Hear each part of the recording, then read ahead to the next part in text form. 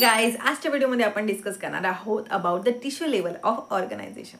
हा जो पॉइंट आहे बऱ्याचदा लॉंग क्वेश्चन म्हणून विचारला जातो, शॉर्ट क्वेश्चन म्हणून विचारला जातो, प्लस 2 मार्क्सच्या क्वेश्चनसाठी हा विचारला जातो. बापरे, एकच टॉपिक लॉंग साठी, शॉर्ट साठी आणि 2 मार्क्स साठी विचारला जातो. मग असं आपण यामध्ये काय चेंजेस करून लिहायचंय? तुमचा हाच प्रॉब्लेम, हाच कन्फ्युजन मी आजच्या व्हिडिओमध्ये क्लिअर करणार आहे. फर्स्ट ऑफ ऑल, हा जर क्वेश्चन तुम्हाला एक्झाममध्ये शॉर्ट किंवा लॉंग आन्सर म्हणून आलाय तर तुम्हाला यामधले कुठले पॉइंट्स मेन्शन करायचे आहे? So first of all you have to write the classification, structure, location and function. हे 4 पॉईंट्स तुम्हाला मोस्ट इम्पॉर्टंट लिहायचं आहे. यामधला कुठलाही एखादा सब पॉईंट जर तुम्ही मिस केला तर तुमचे मार्क्स कट व्हायचे चान्सेस असतात. ओके, सो यामधला कुठलाही सब पॉईंट्स तुम्हाला मिस करायचं नाही आहे. बापरे, मिस करायचं नाही आहे, भीती वाटते? सो डोंट वरी, आजच्या व्हिडिओमध्ये तुमची सगळी भीती मी क्लिअर करणार आहे.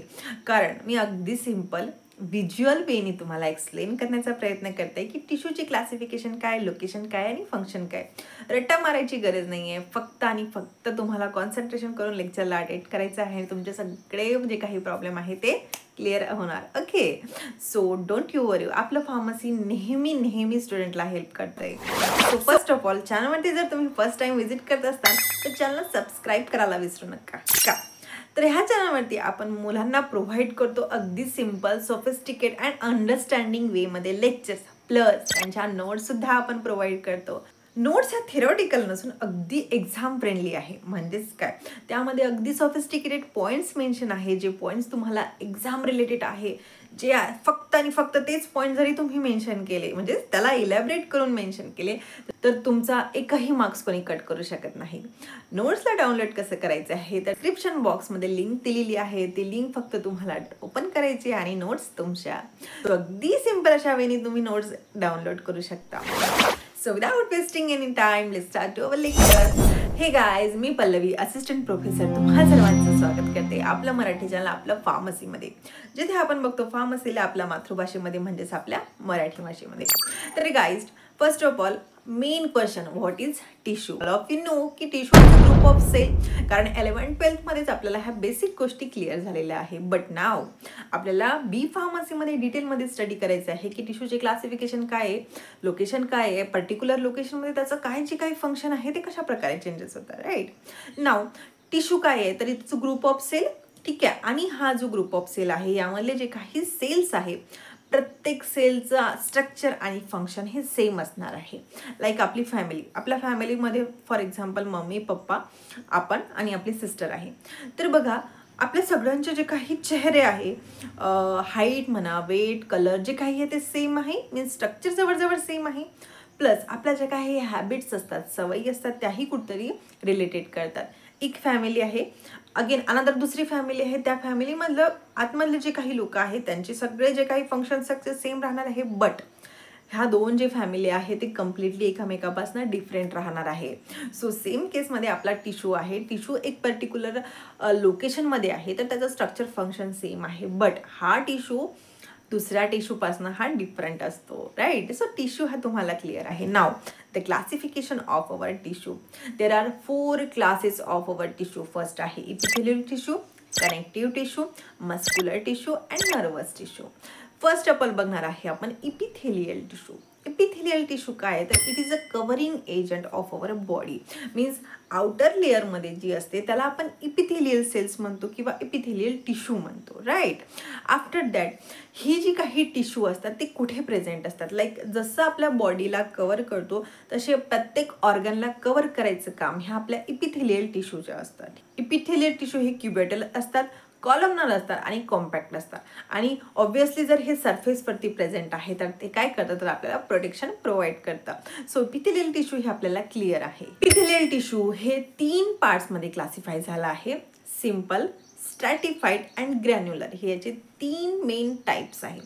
सिम्पल इपिथेलियल टिश्यू म्हणजे काय तर हे सिम्पली क्युबेटल आणि कॉलमनर्स असतात आणि बेसिकली सिलिएटेड असतात. After that the second class is a स्ट्रॅटिफाईड epithelial tissue. म्हणजेच काय तर स्ट्रॅटिफाईड इपिथेलियल टिश्यू हे स्किनमध्ये प्रेझेंट असतात, ते टफ असतात आणि मल्टी लेयर्स असतात. स्किनचे लेयर्स आपण डिस्कस केलेले आहे, भरपूर अशा लेयर्स प्रेझेंट आहे. सो हे लेयर कुठले आहे तर स्ट्रॅटिफाईड इपिथेलियल सेल्सचे आहे किंवा इपिथेलियल टिश्यूजचे आहे. After that the third classification is a granular epithelial. म्हणजेच काय तर हा जो ग्रॅन्युलर इपिथेलियल टिश्यू आहे it is responsible for the secretion. So these are the 3 sub classes of our epithelial tissue. Now where is the location of our epithelial tissue? So first of all आतापर्यंत जे discuss केलं यावरनं आपण काय सांगू शकतो की it is present on a skin. ठीक आहे, स्किनवरती प्रेझेंट आहे. Second time it is a present on a glands, various ग्लँड्सवरती प्रेझेंट आहे. It is also present on a intestine and it is also present on a tills of our kidney. Okay, so हे main 4 location आहे epithelial टिश्यूची. ह्या लोकेशनवरनं आपण सांगू शकतो का की आपला जो काही इपिथेलियल टिश्यू आहे कशा प्रकारे फंक्शन रोल प्ले करतो? येस, ऑब्विसली सांगू शकतो. जर स्किनमध्ये प्रेझेंट आहे तर हा काय करतो? प्रोटेक्शन प्रोव्हाइड करतो. जर इंटेस्टाईनमध्ये प्रेझेंट आहे तर हा काय करणार? ऑब्विसली ॲब्सॉर्प्शन शो करणार. जर किडनीमध्ये प्रेझेंट आहे तर हा काय करणार? तर हा सिक्रेशन शो करणार. ग्लँड्समध्ये प्रेझेंट आहे तर हा काय करणार? ऑब्विसली सिक्रेशन शो करणार किंवा किडनीमध्ये प्लस काय करणार? एक्सक्रेशन करणार.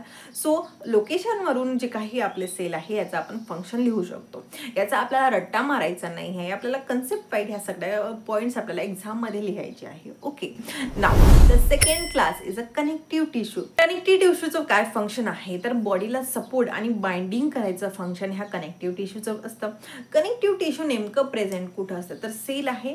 सेलचे जे काही मॅट्रिक्स आहे मॅट्रिक्समध्ये आपले कनेक्टिव्ह टिश्यू प्रेझेंट असतात. बेसिकली कनेक्टिव्ह टिश्यू हे 4 पार्ट्समध्ये डिवाइड झाले आहे.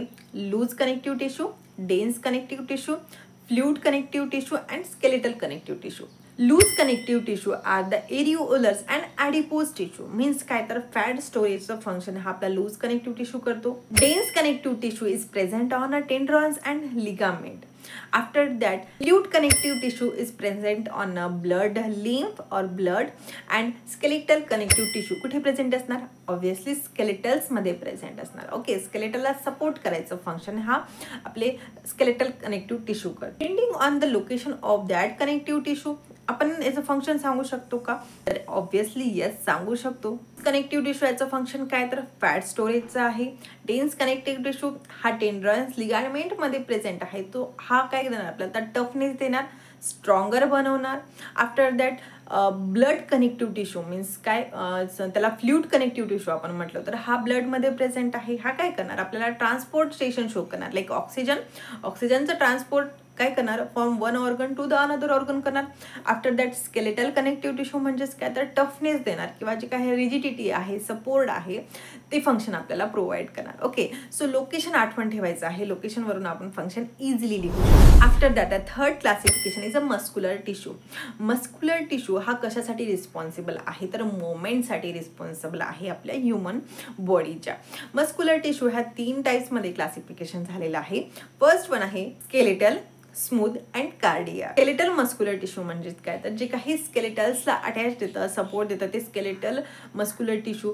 हे जे काही स्केलेटल्स आहे ते व्हॉलेंटरी नेचरचे आहे. व्हॉलेंटरी नेचर म्हणजे काय तर याला आपण कंट्रोल करू शकतो. लाईक मुवमेंट करायचं आहे, चालायचं आहे, हात वर करायचं आहे, खाली करायचं आहे. सो हे व्हॉलेंटरी आहे, आपल्या कंट्रोलमध्ये आहे. सो जे काही स्केलेटल मस्क्युलर टिश्यू आहे हे व्हॉलेंटरी आहे आणि काय करतं तर मुवमेंट आपल्याला प्रोव्हाइड करतो.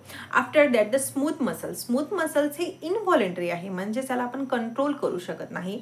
It is present on a stomach, intestine. स्टमकमध्ये आपल्याला माहिती आहे डायजेशन होतं. इंटेस्टाईनमध्ये काय होतं ॲब्सॉर्प्शन, सिक्रेशन होतं. ह्या गोष्टी आपण कंट्रोल करू शकतो का तर मला सांगा एखाद्या दिवशी मी जेवण केलं आणि मी म्हटलं की मला डायजेशनच करायचं नाही आहे, पॉसिबल आहे का? नाही, कारण हे मी कंट्रोल करू शकत नाही. So it is in involuntary condition. After that the cardiac muscular tissue म्हणजेच काय तर जे टिश्यू त्या आपल्या हार्टमध्ये प्रेझेंट आहे ते सुद्धा इनव्हॉलेंटरी आहे. लाईक हार्टबीटला मी कंट्रोल करू शकते का? मला म्हणायचं की नाही आज मी हार्टबीटच प्रोड्यूस करणार नाही. होऊ शकतं? नाही होऊ शकतं. बट हां मी म्हटले की आज मी चालणारच नाही तर होऊ शकतं का तर ऑब्व्हियसली होऊ शकतं. ते व्हॉलेंटरी आहे आणि हे involuntary. Okay, so these are the our classification of our muscular tissue. So याच्या क्लासिफिकेशनवरून आपण याचं फंक्शन सांगू शकतो, ऑब्व्हियसली सांगू शकतो. स्केलेटल मसल काय करतो? पॉश्चर प्रोड्यूस करतो. देन स्मूथ मसल काय करतं तर ऑब्व्हियसली डायजेशनसाठी यूज करतो. कार्डियक मसल काय करतो तर ऑब्व्हियसली पंपिंग प्रोड्यूस करतो. ओके, सो फंक्शन स्ट्रक्चर आणि क्लासिफिकेशन क्लिअर आहे. Now fourth and final class is a nerves tissue. Nerves tissue म्हणजेच काय तर nothing but the group of our neurons. Neurons आपल्याला सगळ्यांना माहिती आहे. तर न्यूरॉन्स म्हणजेच काय तर मल्टिपल न्यूरॉन्स एकत्र येतात तेव्हा जे काही टिश्यू फॉर्म होतं त्याला आपण नर्वस टिश्यू म्हणतात. ओके, यांचं फंक्शन काय तर कंडक्शन ऑफ इम्पल्स हे यांचं फंक्शन आहे. यांचं जर स्ट्रक्चर बघितलं, एक सिंगल न्यूरॉनचं स्ट्रक्चर आपल्याला माहिती आहे. बॉडी एक्झॉन आणि डेंड्रॉइड्स असतात. हे काय करतात तर एका लोकेशनपासनं म्हणजेच ब्रेनपासनं तर ऑर्गनपर्यंत आणि ऑर्गनपासनं तर ब्रेनपर्यंत जे काही मेसेज आहे ते कंडक्ट करतात. Okay, so these are the 4 classification of our tissue. मग नाव द मेन थिंग, जर 10 मार्क्ससाठी आलं तर तुम्हाला काय लिहायचं आहे. तर 10 मार्क्ससाठी जर तुम्हाला हा क्वेश्चन आला तर तुम्हाला याचे जे काही बेसिक पॉईंट्स आहे आणि सब क्लासिफिकेशन आहे ते सुद्धा तुम्हाला लिहायचं आहे. प्लस त्यांचं फंक्शन, त्यांचं जे काही लोकेशन आहे ते सुद्धा लिहायचं. नाव 5 मार्क्ससाठी जर क्वेश्चन आला तर तुम्हाला काय लिहायचं आहे तर 5 मार्क्ससाठी तुम्हाला जे काही बेसिक 4 क्लासिफिकेशन आहे ते लिहायचे आहे. सब क्लासिफिकेशन लिहून तुम्हाला सोडून द्यायचं आहे. त्याला तुम्ही एक्सप्लेन नाही केलं तरीही चालतं. ओके, बट फंक्शन आणि स्ट्रक्चर तुम्हाला जे मेन क्लास आहे त्याचं लिहायचं आहे. आणि डिटेलमध्ये केव्हा लिहायचं जर तुम्हाला 10 मार्क्ससाठी हा क्वेश्चन विचारला आहे. ओके, अगेन 10 मार्क्ससाठी जर तुम्हाला वेटेज घ्यायचं असणार तर तुम्ही यामध्ये त्याची एक फ्लो डायग्राम काढू शकता, स्केलेटल मसलचे काढू शकता, RBCsची काढू शकता, अगेन न्यूरॉन्स तुम्ही काढू शकता तुम्हाला वेटेज घ्यायसाठी. 5 मार्क्ससाठी तुम्ही नाही काढलं तरी चाल, बट तुम्ही काढताय देन इट्स ओके, गुड, छान मार्क्स तुम्हाला मिळू शकतं. Okay, so this is all about the tissue level of our organisation. So आपण काय बघितलं तर फर्स्ट ऑफ ऑल आपण क्लासिफिकेशन बघितलं आहे. आफ्टर दॅट स्ट्रक्चर बघितलं, लोकेशन बघितलं आणि फंक्शन बघितलं. So these are some important points of our today's topic. So video जर आवडला असणार आणि लेक्चरची पॅटर्न जर आवडला असणार तर मला कमेंट करून नक्की सांगा. व्हिडिओला लाईक करायला विसरू नका आणि तुमच्या फ्रेंड्ससोबत नक्की शेअर करा. सो भेटूया नेक्स्ट व्हिडिओमध्ये अशाच इंटरेस्टिंग टॉपिक सोबत. Till then bye bye.